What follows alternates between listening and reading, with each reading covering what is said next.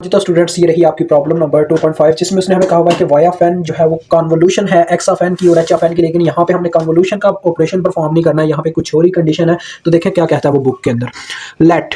वो कहता है लेट कीजिए कि आपका एक्स ऑफ एन जो है वो 1 होता है जब आपके एन की वैल्यू जो है वो 0 to 9 यानी कि 0 से 9 के बीच में होल्ड करती है। ठीक है,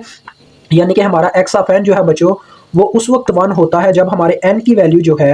वो 0 से 9 के बीच में होल्ड करती है। ठीक है, उसके बाद इसी तरह से उसने एच ऑफ एन के बारे में बताया हमें, अदरवाइज उसने इसके लिए 0 लिखा हुआ। और एच ऑफ एन के बारे में क्या वो कहता है, ये 1 होता है उस वक्त जब आपके एच ऑफ एन की जो लिमिट है वो 0 से कैपिटल एन यानी एन एक हमें वेरिएबल दे दिया गया इसके बीच में होल्ड करती है।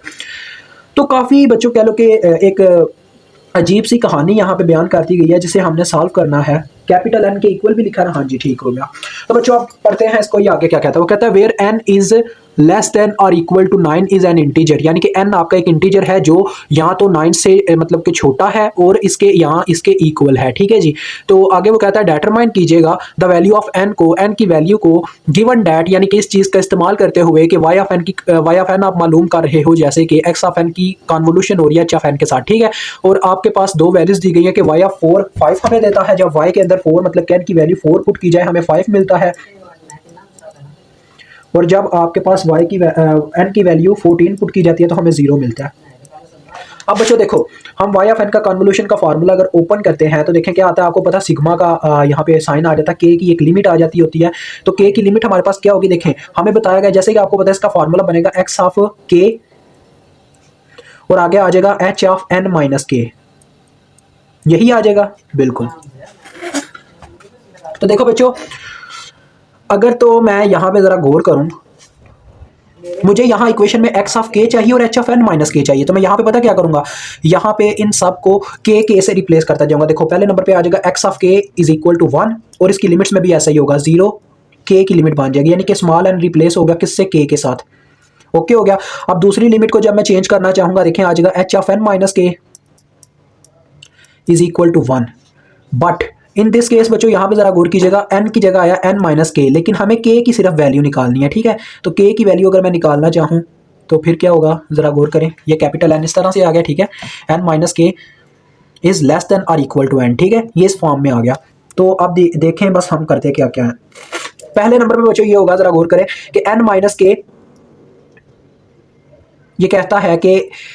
इज लेस देन और इक्वल टू 0, अगर मैं इसको 0 के इक्वल रखता हूं तो ये क्या हो जाएगा, n is equal to k हो जाएगा, और k की मैक्सिमम वैल्यू आपको यहाँ पे भी पता चलेगी। देखें हम यहाँ पे k की वैल्यू जान चुके हैं 0 to 9 है। ठीक है, तो 0 to 9 हम इसकी लिमिट पहले मैं यहाँ पे आपके लिए पुट करना चाहता हूँ। तो देखो बच्चों 0 to 9 जब k की लिमिट होती है तो x ऑफ k क्या होता है, 1 रहता है, तो यानी कि हम चाहे जो मर्जी पुट करते रहें x ऑफ k तो 1 ही रहेगा। तो इसको आप एज इट एज 1 ही पुट करके इसको खत्म कर दो, इसका लेना देना ही खत्म कर दो, इसमें से तमाम कर दो इसका लेना देना। ठीक है, h of n minus k बस रह गया। ओके हो गया, यानी कि x ऑफ k की वैल्यू 0 to 9 की लिमिट के दरमियान 1 रहती है, दैट्स वाई हमने इसको 1 यहां पे पुट करके खत्म कर दिया बीच में से। अब आ जाती है बात बच्चों h ऑफ n माइनस के की।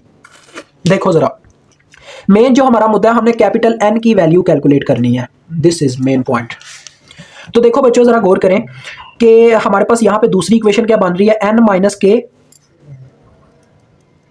इज लेस देन और इक्वल टू कैपिटल N, यही आ रही है ना। तो देखो जरा n माइनस के की मैक्सिमम वैल्यू है 9, अगर यहां पे मैं 9 पुट करूं n minus 9 which is equal to n, तो ये हमारे पास इस तरह से आ जाएगा n is equal to n plus 9, ऐसे आ जाएगा। ये भी आप कहीं पे आंसर अगर देखें अपने मतलब के सोल्यूशन बुक में, वहां पे भी आपको ये इक्वेशन देखने को मिली होगी। बाकी वो और बात है वो स्टेटमेंट्स की फॉर्म में लिखी गई है, तो वो आपके किसी काम की नहीं है, ये आपने खुद बनानी है इसी तरह से। अब देखो बच्चों ये मुझे दिखा रही है कि n जो है हमारा वो n प्लस 9 से लेस देन है, यानी कि n प्लस 9 की वैल्यू से लेस देन। अब देखो बच्चों उसने हमें दिखाया कि जब n की वैल्यू 14 पुट की जाती है तब ये 0 होता है, 14 से पहले इसकी कुछ ना कुछ वैल्यू एग्जिस्ट कर रही होती है। तो बच्चों देखो 14 अगर मैं यहाँ पे स्मॉल n की जगह 14 पुट करूं तो मेरे पास क्या आ जाएगा, 5 आ जाएगा। लेकिन असल बात यह है कि 14 यहाँ पे उसकी वैल्यू नहीं हो सकती। ठीक है, तो बच्चों जरा गौर कीजिएगा, आपने असल में उसका ये आपके सोल्यूशन से इतना लेना देना नहीं होगा जितना उसको बस आपसे ये पता करना है कि कैपिटल N की बच्चा क्या वैल्यू बताता है। ठीक है, तो देखो जरा मैं यहाँ पे पता क्या करूंगा, ये आपको पता है y ऑफ n की फॉर्म है। ठीक है, जैसा कि हम जानते हैं कि ये y ऑफ n की फॉर्म है, y of n is equal to 5 ये दिया गया है, यानी कि n की वैल्यू इसमें 4 दी गई है। तो अगर मैं इसकी n की वैल्यू 4 रखूं, यानी कि यहाँ पे n को रिप्लेस कर दूं किसके साथ बच्चों, ये y ऑफ n है ना, y ऑफ n को अगर मैं रिप्लेस कर दूं इसके साथ n प्लस 9 के साथ, तो क्या आ जाएगा n plus 9 is equal to 5।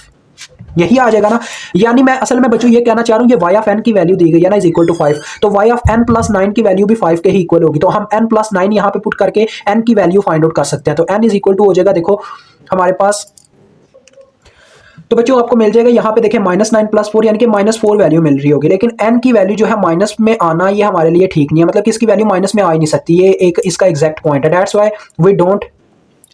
Consider this value, ठीक है, दिस वैल्यू इज रॉन्ग, ठीक हो गया। यानी कि ये वैल्यू हम इसकी वाया 4 ये जो इज इक्वल टू 5 दी गई है, इसके थ्रू हम n की वैल्यू, कैपिटल N की वैल्यू नहीं कैलकुलेट कर सकते, ये माइनस में आ गई है, हमें प्लस में चाहिए।